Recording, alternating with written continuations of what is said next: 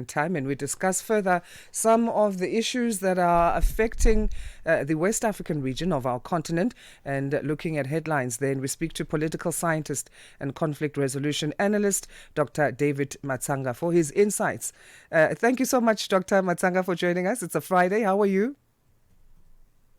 Good morning, Asanda. Good morning, Africa, and good morning, the entire globe listening to us. How was your travel? I hope you are well rested. Fantastic. I've been pursuing this case of Libya and Sarkozy in Paris. Mm-hmm. I have done my best. Many people have forgotten about Libya and Gaddafi, but I have not given up until I get answers for Sarkozy to return the money. So I want Sarkozy to go to jail and face sentence. Thank you. All right. So today for our West Africa rep, then we start with the new president of ECOWAS, Omar Alieu Touray.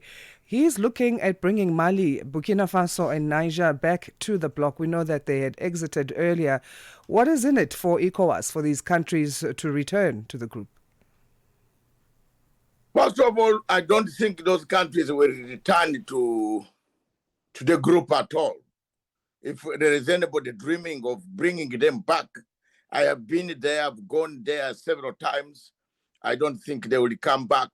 It is impossible. They can come back to African Union, but they will not come back with the current system of the African, of the leaders who are there. The Burkina Faso are far ahead of some of the countries in ECOWAS, Niger, Mali. They have done very well in fighting insurgency, in fighting economic problems, in dealing very firmly with all manners of corruption.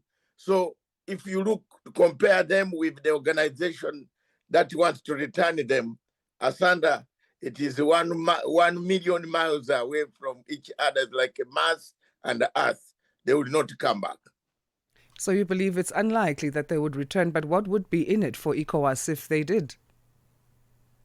I think there is nothing in it for ECOWAS. ECOWAS needs more members. ECOWAS is funded by West Africa, by France. By France funds ECOWAS, and that is one of the main points that of contention between the states and ECOWAS. They don't want anything to do with France. They have closed the French territory is out of those 3 states. No army, no cooperation, no uranium, no gold, no diamonds going to France. They have cut off relationship with France. How are you going to bring back the same group that went away, which does not like France to be part and a parcel of their politics? It's impossible. Let's not waste time and money and ears for the African people to hear.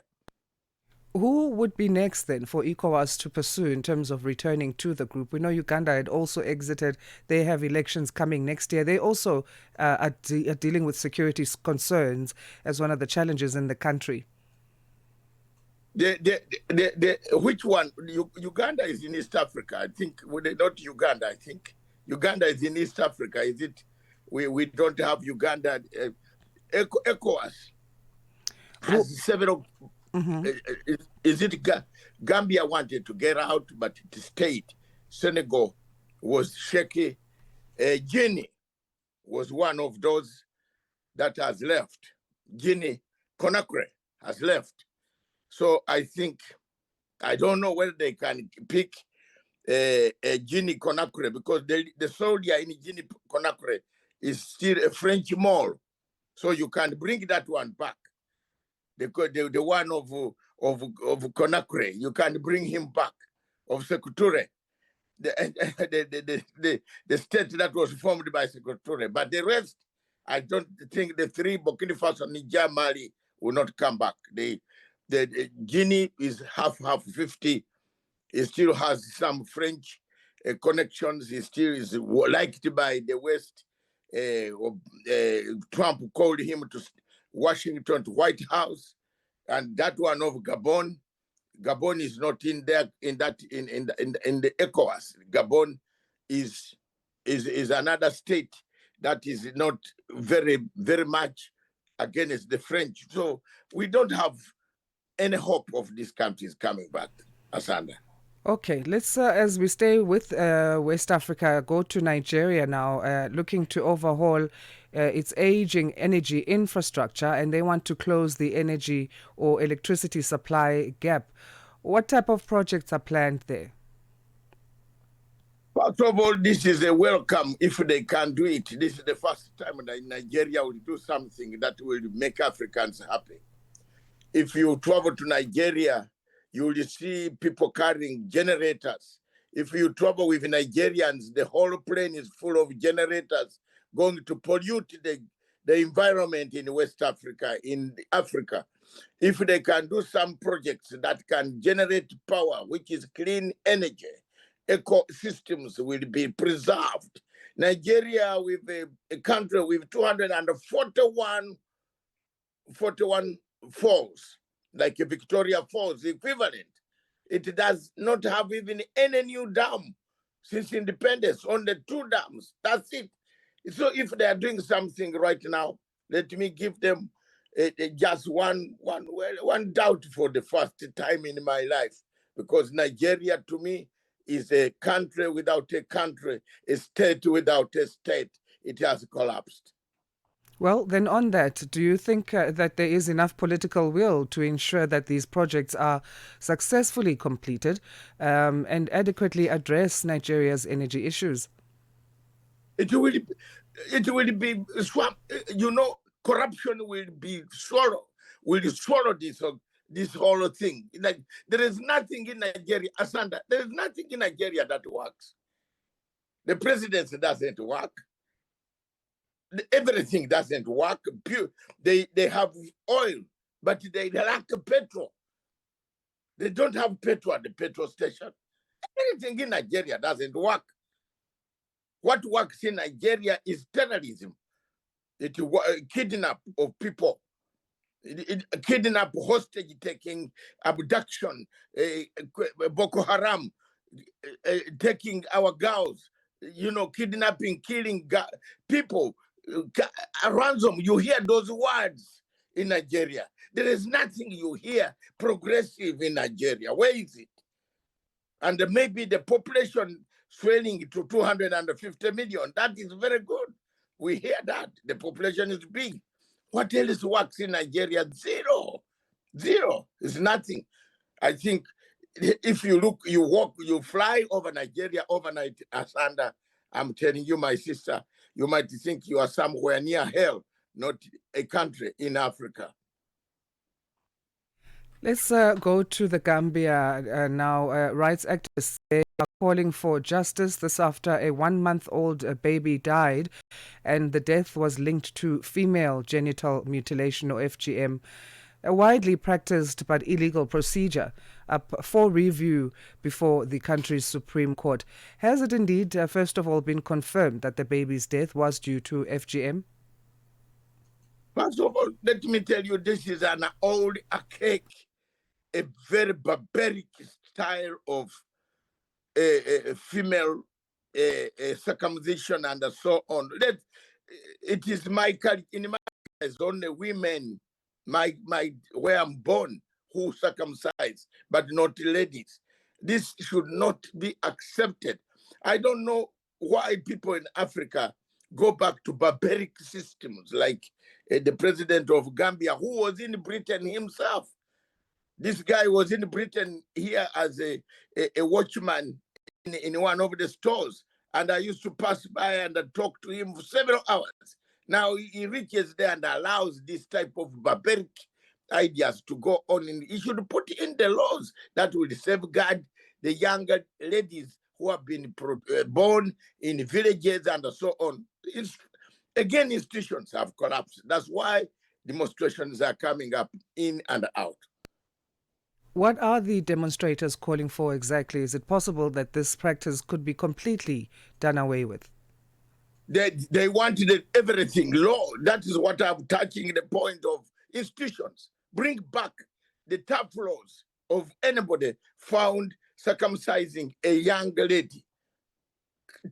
Go take him down to prison, put him in jail, put Rio, create what we call something that will prevent this crime from occurring, from anybody trying to do that type of circumcision on younger girls. Prevent it. You don't just leave it. No institutions, no policing, no what. Everything is collapsed in this African country. Are there any positives to this practice of FGM if we are weighing in the pros and cons as far as trying to come up with a decision on whether it should continue or not? Well, it's not. It is painful. The only bad thing is the pain. It is very good for men. Yes, for in our culture, it's okay because it stops quite a lot of diseases that are transmitted. But women, no, it isn't. It isn't. In our country, we have completely, in my country, Uganda, we have completely stopped it. Completely. And if you are found, with my president, we don't have anything to laugh with you. You go down. And you go, if you are lucky, you go down completely. So we don't joke about it. We don't molest young. That's torture now. It used to be something that you can be proud of as an African. But right now, when you look, you read the cons, the pro, it's for men. It's okay, but not for younger girls who are being, harmed in this manner. Let's talk about your home country now, but in a different way, as in the Ghanaian farming community, a coalition of Ghanaian cocoa farmers has threatened to bar officers of the national regulator from their farms to protest the newly announced producer price for the upcoming season. What can you tell us there? Cocoa, I am Asanda. I am from a country called United Republic of Uganda. I am a Ugandan, but an expert on all African politics. You bring it anywhere, east, west, I'll eat it. I'm from Uganda. I am a Ugandan. All right. I don't know why I thought you're from Ghana, but yeah, okay. Yes, we are the people who gave South Africa a base to train it to overthrow apartheid. This is the country. That's why I'm proud, man. But I studied African politics to the last iota on planet Earth. It is cocoa prices have always been the problem for this country, Ghana. Even during Nkrumah's days and Dana those days, Atta Mills days, Rawlings days, cocoa has been a problem. The farmers have never received. You see, we have a problem as Africa again. We produce cocoa and export it out.